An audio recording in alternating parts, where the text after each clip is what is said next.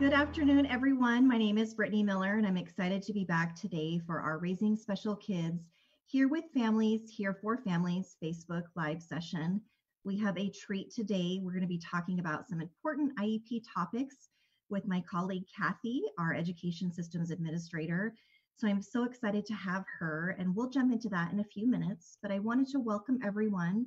For those just jumping on, welcome back to our Friday Facebook Live series, Here with Families, Here for Families. My name is Brittany, and I'm excited that I get to host again this week. So welcome, everyone. As a way of an update for our organization, per usual, our family support team is busy helping parents. As you all know right now, we're all in the swing of things with our kids in school. Some of us are still virtual learning, some of our children are back in school, and we're all trying to support our children in the special education process and help them succeed. And I know there's a lot of collaboration going on between parents and schools, and everyone is working really hard during this stressful time, and we're trying to come together and help our children. Raising Special Kids has also helped families with questions about our state systems like DDD and early intervention and Arizona long-term care. We've been connecting families with parent mentors through our parent leader program, getting that individual support from someone who understands. We've been teaching our trainings. If you haven't yet, sign up for one of our training classes. We have classes in November and December, many different class offerings, and it's all at no cost to you. And right now they're virtual, so it's a perfect time for you to get some distance learning of your own in. Raising Special Kids also is excited to be participating in the IDEA conference through our Arizona Department of Education. So if you go to their website, we'll post the link in the comments. They've been having conference sessions. They've been going on the last month or so, and they're going to be going into 2021. We are participating and offering some of our trainings there, but there's some really valuable information from professionals in the field that would be great for parents to get in there and do some more virtual learning. So we encourage you to do that. So today I want to go ahead and jump in. So we get asked IEP questions all the time, as you know, Kathy, and we decided to start collecting them and then periodically have a Facebook Live session and invite you to come and talk about these questions and tackle them so parents can better understand how to support their children. So thank you and welcome today. I'm so glad that you're here. Thank you very much for the invitation. You're welcome. So let's get to it. The first question we've been hearing a lot lately is, if a student is struggling academically, what process should a parent take to ask the school to evaluate the student, and what may that look like? It can look like many different things. I would recommend that the parent start talking to the teacher and saying, boy, my child is struggling here or there, or in this situation or that situation, and find out what the school's routine next step is. So it could be that we'll hold a review of data meeting. We'll get everybody together and we'll look at documentation. It could be that they might try some response to intervention techniques or multi-tiered systems and support techniques first before they try special ed evaluation. But a parent at any time who really wants their child to be evaluated for special education in writing can ask the school for a formal evaluation. Then the school's responsibility is they have 15 days or 3 weeks, because they're school days, to get back to the parent to let them know whether they're going to evaluate the child or not. If they do agree to evaluate the child, then that process takes 2 months amount of time to do that. And at the end of that 2 months, then they'll have a meeting. And at the meeting, they'll talk about what they found with all the evaluation. And then they'll determine whether the child is eligible for special ed or not. And if the child is eligible for special ed, then they could potentially take another 30 days to put an IEP together. Thank you for going over that process. You know, that's a common question we get. And parents, if you need assistance with this, we're going to emphasize this a lot, but please call Raising Special Kids. You know, we can talk you through this process. We have some really great sample letters to help you craft that email to, you know, send the request that your child be evaluated off to the school team. And we'd be happy to support you with that. So thank you, Kathy, for outlining that process for our families listening. And let me give a shameless plug to our IEP workshop, that it's 2 hours and there's tons of great information in it. And the next time it's being offered is November the 12th from 10 a.m. to 12 noon, November the 24th from 1 to 3 p.m., and December the 2nd from 6 to 8 p.m. And you can go to our website and register, but it's free. But if you want to learn more about IEPs, this is a great place for you to do that. Thank you. I've said it before on this live session before that, when parents are informed, they feel more empowered, and it just helps the whole process. And then they have a more informed seat at the table at their kids' IEP meetings. So thank you so much for reminding us of those trainings. Okay, second question. What should a parent do if they feel their child's IEP is not working or may not being followed? I see those as two different questions, so I'll answer them that way. If it's not working, please try to narrow down, where is it not working? Is it one class? Is it one teacher? Is it for homework but not tests, or vice versa? Try to figure out, where are we really struggling?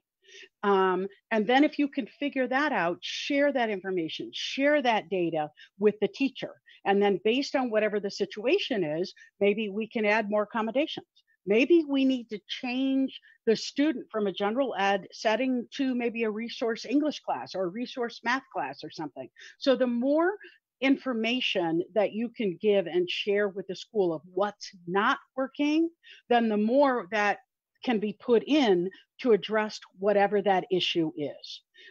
But you'll hear us say through the whole Facebook Live today, communicate, communicate, communicate, communicate. And it really has to be a two-way street to try to figure out what part is not exactly working. Not followed, to me, means it could be, if the child has 6 teachers, one teacher's not following it. Or it could be that everybody doesn't know about this accommodation or something like that. So again, what's going on? And is it that I thought the accommodation was in the IEP, but it's not, so we need to add it? Typically what happens is a teacher, a general education teacher, usually gets an accommodation page of the IEP and that's it. What if there's something in another part of the IEP that would really be helpful? So again, we got to be like detectives. We've got to figure out what part is not being followed. And then, and I always recommend chain of command, bottom up. Start with the teacher, work your way up, 2 people in that chain to try to figure out what's going on. At any time, a parent can call an IEP meeting, but if not being followed means only 1 of 6 teachers isn't following it, I don't think an IEP meeting is good in that setting. I would probably talk to that teacher individually, or myself and the special ed person at the school might, or something like that. But try to figure out, if it's not being followed, what is that? Do we need to add more things? Because what we had in there worked, but now all of a sudden it doesn't. So again, more specifics on that. And Brittany told you can call us if you want to talk through your specifics, and we can give you exact ideas for your situation. Thank you. And I am watching the chat. So if anybody has a comment or a brief question you want us to address, if we have time and it's pertinent to what we're talking about, we'll definitely answer it. And if not, we'll certainly refer you back to call us and we will help you individually. But Kathy, I'm just hearing that we really need to be, read our child's IEP, understand it, and then also be in good communication with the school team. Okay. No doubt about it. For sure. So this question that we've been hearing a lot is really along those same lines. What advice do you have for parents regarding communicating with the school to make sure their child's IEP is supporting the student? So first of all, the most important thing with the new school year started a couple of months ago is need to find out what is the best communication method with the teacher or teachers, and what is the best communication method for you. So if you prefer email, but the teacher prefers a phone call, you're going to have to figure that out. I do know that in the age of COVID, districts and teachers are sending a lot of stuff being email. So the one of the recommendations I would have is please read everything that's sent to you, everything. Even in the beginning, they were drowning you. Now it's not as much, but please do that. But I think what is critical is to figure out, how are we going to communicate? And are we going to do that weekly? Are we just going to send emails back and forth? Does it need to be a daily thing? So figure that out. And then right now, I don't think you could tell them enough. I'm not saying to send 20 emails a day to your teacher, but if you sent one, could it be comprehensive? And I also think with the student, it's going to depend. If this week is good, maybe I don't need to communicate with you, but what if next week is bad or something like that? And if I'm seeing a pattern of things going on, like my student is great on Monday and Tuesday and falling apart by Wednesday, what do we need to do? So communicate, communicate, communicate. And if your child's going to be on distance learning all year through May, then you really have to get some methods in place because you're not physically going to be near the school or the teacher. And you might have to call an IEP meeting to make some changes to that. And just the opposite is true. It might be the case that if your child is eventually going to go back to in-person learning, then we've got an IEP that maybe we did last January or something. We want to see how it works in the new normal. Just because my child's back in a physical school, everything is not going to look like it was last February. So we have to get used to it. And if the IEP is not working in that system, then we will call an IEP meeting. But I would say more than ever, with all the things going on, you've got to communicate on a regular basis. And if a teacher sends you an email that needs a response or a text or a phone call or however they communicate with you, please respond or let them know why you can't respond. But it has to be an open back and forth to try, because we're all trying to make sure that it works best for the student. Definitely. So this next question actually happens, or we hear this question all the time, not even during just the pandemic, but I'm assuming the pandemic has probably made this situation maybe harder for some of our children, because we know, like you said, school may be back in person for some, but it looks very different and a whole different way of learning, and the class setting and the social distancing and the masks that can all contribute to this next question I'm going to ask you, Kathy. So for instance, so if my child has a disability that has behavior issues related to it, what do I do if the school keeps calling me to pick them up? The first thing that I would do, and you're always going to hear me recommend to do everything in writing. That could be a letter, that could be an email, but something that I can keep that shows I asked. And I would ask in writing for the school to do the abbreviation we use is FBA, but it stands for Functional Behavioral Assessment. I'll explain what it means in a minute. And that would result in a behavior intervention plan or a BIP. So what the functional behavior assessment is, and obviously this is done when the child is back in school physically, okay? But we do know that some of the disability causes the behavior issue. So it's just a given, we have to handle it. So the FBA means that somebody follows my child around, like Monday afternoon, they watch him for an hour, and Friday morning, and Wednesday in science class, and Thursday on the playground, and whatever. And all I'm doing is taking data. I'm just saying, hit a child on the playground, whatever. There's no judgment. I'm just taking a bunch of data, because the process is to take all that data, to analyze it, to figure out what the patterns of behavior are, or what we call the triggers, the antecedents. And then once I can figure that out, we can put a plan in place to make sure that the child is not triggered. So that's asking in writing for an FBA BIP. I'm going to give another shameless plug, because I believe knowledge is power. So we do a great 2-hour workshop on positive behavior support. And what you may not know is behavior is a science. And it's just like math. You have to do this, then this, then this, then this, then this, in a certain order. And we're going to teach you all of that. So we have a 2-hour workshop called Positive Behavior Support. We've got one in November and one in December, and you can go to our website and check that out. And one more thing that I would recommend.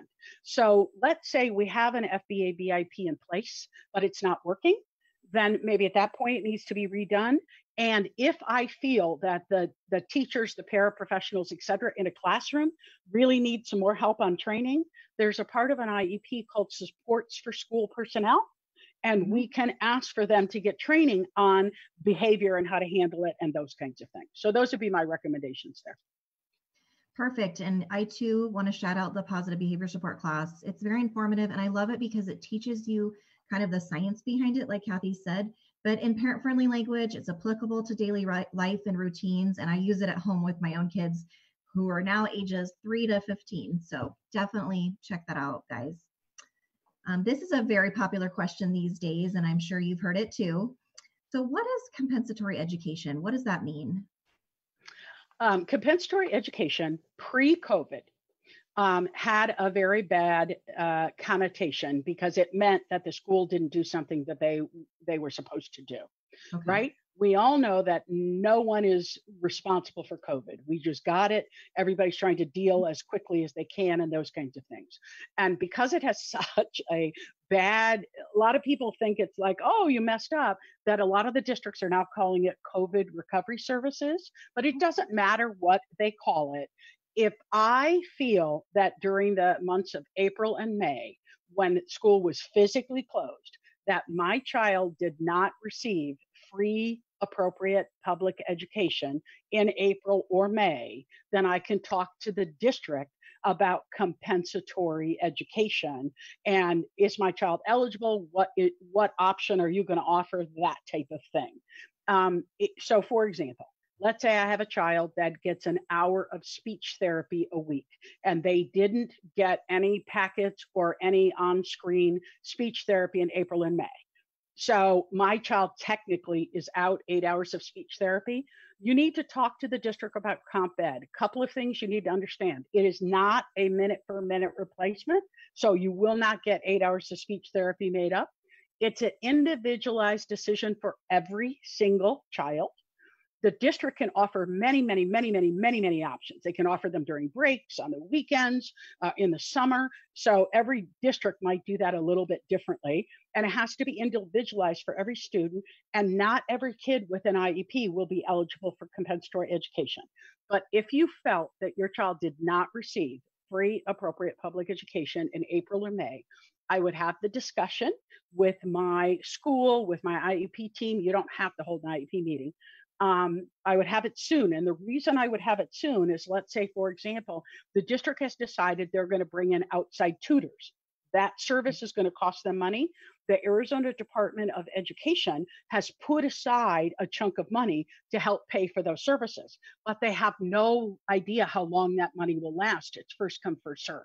So if you feel that your child did not get FAPE in the spring, you need to talk to start with your teacher, start with your school, directly and talk about comp ed now. And okay, my child is owed it. What are we going to do? Let's get it going so that the district can arrange for whatever it is they're going to do and then file a claim with the Department of Education and actually get some money to help them provide the service.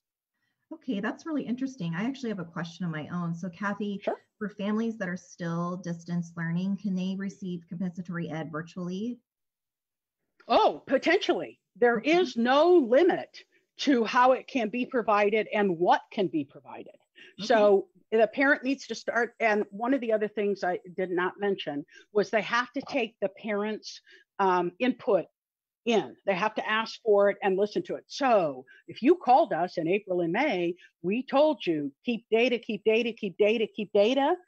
Give the data now to the school, because the whole purpose, the reason that comp ed is even an option is what we're trying to do is put the students' learning back to where it was before school closed. Okay, that's the purpose of comp ed. But if you got data, if you can show regression and those types of things, share that with school. But the answer to your question is sure. It could be an option that the service is provided this way, but every district for every child could be doing it differently. So there's no one size fits all solution. Thank you, Kathy. And as we've seen, there have been so many creative ways that the school is trying to support children and families on both sides of it, parents and the school. So I'm grateful for the support and, the collaboration to try to help our kids get through this unprecedented time that we're all in right now.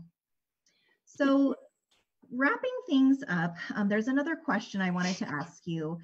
So for parents that are listening in or that listen to this later on the replay, in regards to becoming, a better advocate for my child or becoming more informed, what are some great resources or tips that you would share with us? So some of the things that Brittany talked about when we started this off is this entire school year, August through May, 2020, 2021, it's going to be a difficult year. Mm-hmm. And here's something I know for sure, that every single person in the chain from the superintendent of the school district to the paraprofessional to the parent and the child, are doing the best that they can. Absolutely. It has upset every part of everyone's life. And everybody's trying to do what they can. So my advice to parents is please take care of yourself mentally. Please do what you need to do to take care of yourself. But a couple of things I just want to give you a perspective on. So the law that gives your child an IEP is the Individuals with Disability Education Act. It's a 45-year-old law.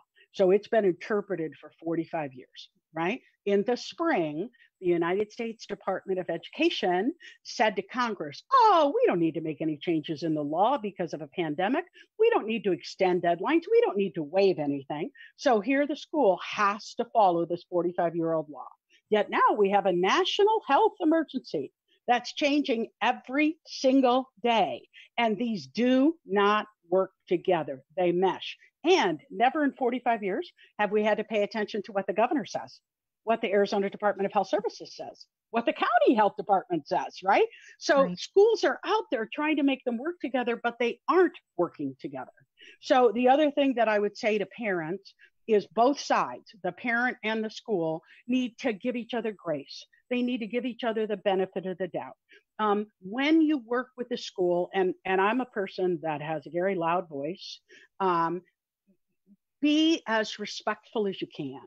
Be as polite as you can be. You can be firm and polite, but try to, more than ever, make this a team. When we have two things going on that aren't working together at all, maybe the people can work together to make that happen. The other thing is none of us, not school, not medical professionals, not the health department, not parents, have ever been through this before. We don't know what's going to happen tomorrow, right? We could listen to the news this morning and the news tonight and something changed, good or bad, right? And rates are going up and down and it's crazy. But this might be the year where parents decide that, you know, keeping my kid home and having them be safe is more important than academics. Mm-hmm. Nobody can make those decisions. You're the expert for your child. But do what you can. And then you asked a question about being more empowered. So I'm going to give you some sites and some resources because knowledge is power. Do you have to know as much about IDA as I do? Absolutely not. You would want to.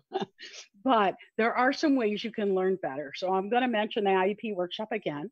But on our Raising Special Kids website, we have a COVID-19 page. And within that COVID-19 page, we have an education page for education during COVID with hundreds of articles and resources and things like that. That would be a great place to get information. Also, the Arizona Department of Education, if you went to azed.gov, you put in the search box tip of the week, they have and it'll come up with tip of the week archives. But they have, I'm just run through some of the topics. They have, and it's like their answers are like a paragraph a piece, mm-hmm. and they're easy to read, and they actually reference the statute in there. But I mean, they have, just on what we talked about today, they have a whole section on special ed eligibility, a whole section on evaluation. They have a whole section on FBA and BIP. They have a whole section for parents. They have a section on timelines, deadlines, and probably 25 other sections. So that's a great site I'd recommend. I'd also recommend the Arizona Center for Disability Law has a fabulous special ed blog that has lots of information about COVID waivers and things that we've never heard of. Here's the other thing I would tell you. I've been doing this work for 12 years. And this school year, I have never dealt with the situations we're dealing with now. And I'm finding every month as things change, the questions change.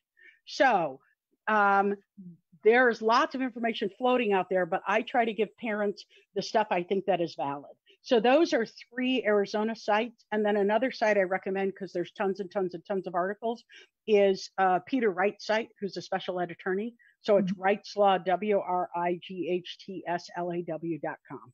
But whatever you do, any of those places will give you a ton of information. You don't have to be an expert. You don't have to be on there for 100 hours. But if you want to learn a little bit more about the law, any of those places will help you. Thank you so much, Kathy. And really, I think in the theme of all these questions is to, work with your school teams, communicate, Be firm, but be polite. I always tell parents when I'm talking with them for individual support, I always kind of say, be kind, firm, and collaborative, and just really work together. We're all in this pandemic. And like you said, I know actually, as a special needs mother, the loss of control is hard. Parents like to plan, they like to know what's next. And when this year has been so disruptive, it's taken its toll. But I do have faith, and I do know that we can all work together and get through it. And families, if you're stressed or frustrated or have questions, we're here. We're here to help you. And please call Raising Special Kids. Do the self-referral link on our website. Call our main number, 602-242-4366. We'll get back to you within 24 hours, and a family support specialist will help you, get empowered, take some time to check out those resources, and definitely take our IEP training, our positive behavior support class. It's really worthwhile, and you'll learn about and have some confidence when you're communicating with your child's school. So thank you again, Kathy. We love having you on. Don't worry, we're gonna do this again in a few weeks, and I'm sure we'll have different questions, like you said, because the situation is ever changing. And with that, everyone have a wonderful weekend, and we'll see you next time.